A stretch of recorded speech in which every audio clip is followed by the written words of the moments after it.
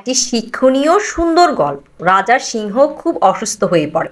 অন্যান্য প্রাণীরা তাকে দেখতে দ্রুত চলে আসে, তা না হলে সিংহ তাদের উপর রেগে যাবে।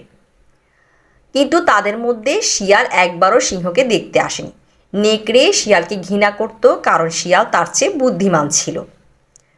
নেকড়ে ভাবল, শিয়ালকে সমস্যা ফেলার কি ভালো সুযোগ, এবং সে সিংহকে শিয়ালের বিরুদ্ধে নানা গল্প বলতে শুরু করলো। ঠিক সে সময় শিয়াল সিংহকে দেখতে আসে এবং নেকড়ের কথা শুনে ফেলে। সে দেখলো সিংহ তার উপর রেগে আছে। শিয়াল সিংহকে বলল, জনাব, আমি আপনার জন্য আপনার অসুখের প্রতিষেধক খুঁজতে ব্যস্ত ছিলাম। সে বলা শুরু করলো, আপনি যদি একটি নেকড়ের চামড়া আপনার শরীরে মুড়ে রাখেন তবে উষ্ণবোধ করবেন এবং ভালো হয়ে যাবেন। গর্জন করে সিংহটি নেকড়েটিকে মেরে তার চারপাশে তার চামড়া মুড়িয়ে নিল। গল্পের নৈতিক: বুদ্ধিমান সবসময় জয়ী হয়।